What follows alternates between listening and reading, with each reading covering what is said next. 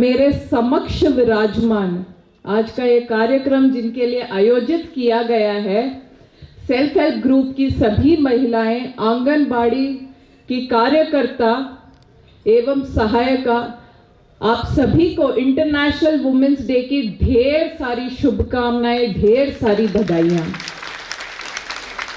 आज मुझे इस कार्यक्रम के लिए बुलाया, मैं इसके लिए संजय जी को बहुत बहुत धन्यवाद ज्ञापित करती हूँ, क्योंकि मुझे बहुत अच्छा लगा जब महिलाओं को सम्मानित किया जा रहा था, जब महिलाओं को राशि दी जा रही थी 2100 रुपये, 5100 रुपये और अन्य कार्यों के लिए उनको मोमेंटोस भी दिए जा रहे थे। मुझे बहुत अच्छा लगा और इसके लिए तालियां आप सब के लिए एक बार पुनः बजा लीजिए, क्योंकि आप सब अचीवमेंट के लायक हैं और उसी कारण से आप सब यहाँ आज के कार्यक्रम में यहाँ विराजित हैं।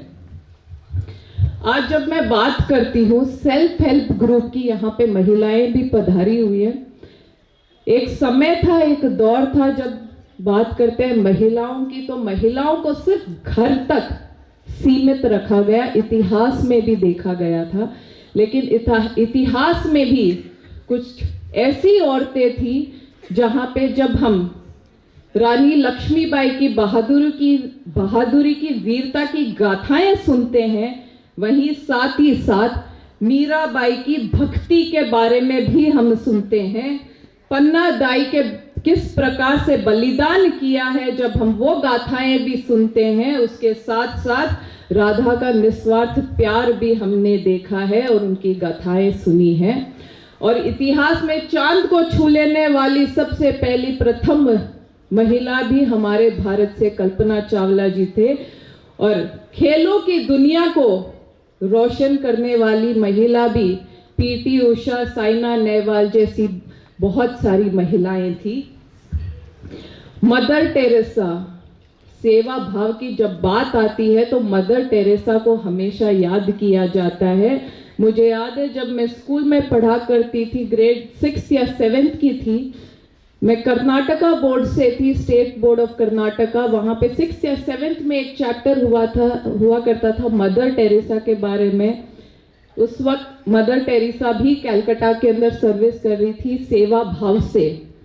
तो मुझे उस वक्त एक सपना था कि मैं उनकी तरह बनूं, मैं उनसे मिलूं, मैं कब उनसे मिल पाऊंगी और कब उनकी तरह मैं बन पाऊंगी। मुझे बहुत अच्छा लगता था वो पाठ पढ़ते हुए।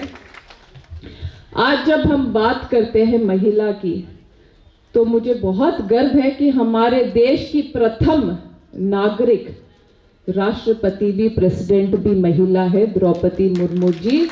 और हमारे देश की वित्त मंत्री भी आदरणीय निर्मला सीतारमण जी भी हमारे देश की वित्त मंत्री है। और जब मैं बात करूं हमारे राजस्थान की, तो वित्त मंत्री दिया कुमारी जी भी वित्त मंत्री हैं हमारे राजस्थान से। ये शक्ति है महिलाओं की। और सोचने वाली बात यह है, जब फाइनेंस मिनिस्टर की बात आती है, वित्त मंत्री की बात आती है, तो इनसे बेहतर तरीके से बजट को कौन मैनेज कर सकता है। ये एग्जाम्पल है हमारे भारत के लिए, हमारी महिलाओं के लिए, कि इन्होंने अपने घर से आरंभ करती हैं। अभी कुछ पंक्तियां, मेरे बोलने से पहले कुछ पंक्तियां कही थी जो मुझे बहुत अच्छी लगी थी। उन पंक्तियों में यह कहा गया था कि एक महिला अपने घर से काम करके, घर का पूरा काम मैनेज करके थकी हारी भी रहती है, फिर भी सपने देखती है, और सपने देखकर उस थकी हारी हुई होने के बाद भी उनको साकार करने का अगर